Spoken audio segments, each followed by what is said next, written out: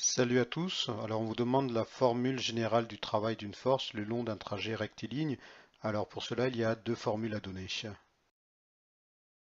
Alors le travail d'une force qui s'exprime en joules est égal au produit scalaire de la force multiplié donc par AB. Donc ce produit scalaire, vous avez vu en classe de première S, qui vaut en fait la norme de la force multipliée par la norme du déplacement AB et multiplié par le cosinus de l'angle que font les deux vecteurs, c'est-à-dire l'angle délimité par F et AB qu'on retrouve ici. Ici, je l'ai appelé θ. Alors, je vais essayer de vous expliquer cette notion de travail. Alors, supposons qu'on souhaite déplacer un objet, une brique par exemple, d'un point A vers un point B. Donc ça, c'est ce que je veux faire. Et je vais me poser la question, quelle force F peut contribuer à ce déplacement, c'est-à-dire à aller de la gauche vers la droite. Alors si ma force F, euh, justement, va, ou plutôt est dirigée dans le même sens que mon vecteur AB. Voilà. Si c'est dirigé dans le même sens, alors naturellement, ma force va contribuer justement à déplacer l'objet du point A vers le point B. On dira dans ce cas que la force F, ou plutôt que le travail de la force F est moteur. C'est-à-dire, comme je l'ai déjà dit, cette force F va contribuer à déplacer l'objet de A vers le point B.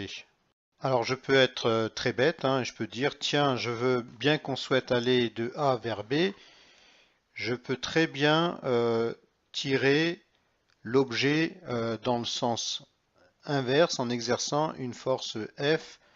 Voilà. Alors dans ce cas, vous voyez bien que comme ma force F, ma nouvelle force F va dans le sens opposé à AB, donc elle ne contribue pas à déplacer mon système, c'est-à-dire ma brique, du point A vers le point B. Dans ce cas, on dira qu'on a un travail qui est résistant. Alors, supposons que cette fois, j'exerce une force perpendiculairement au vecteur déplacement AB. Voilà, donc c'est perpendiculaire. Vous voyez bien que cette force F, elle n'aide en rien à aller de A vers B. Justement, la brique va plutôt se déplacer vers le haut. Donc ça ne sert à rien. Dans ce cas, on dit que le travail de la force F est nul. Et en d'autres termes, alors vous devez connaître, on peut connaître les signes, hein, lorsqu'on a un travail qui est moteur, c'est-à-dire un travail qui contribue à aller du point A vers le point B, on a alors une valeur qui est positive, puisque en effet, on a un angle ici qui est aigu. Voilà, donc si on a un angle aigu, automatiquement le cosinus il est positif et on aura donc un travail qui sera également positif. Dans le deuxième cas de figure, lorsque le travail il est résistant, alors on aura donc un travail. Puisque la force F ne contribue pas à aller de A vers B, on a un travail qui sera négatif.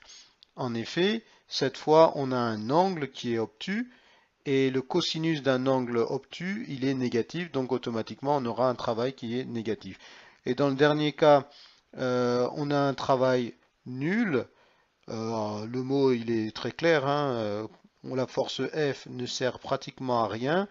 Elle ne contribue pas, elle ne s'oppose pas au déplacement, mais elle n'a aucune action. Et donc, son travail est égal à zéro. Bah oui, hein, vous savez que si on a un angle droit, c'est-à-dire 90 degrés à ce niveau-là, le cosinus de 90 degrés, ben c'est zéro, donc on a bien un travail qui est égal à zéro. Voilà pour cette notion de travail.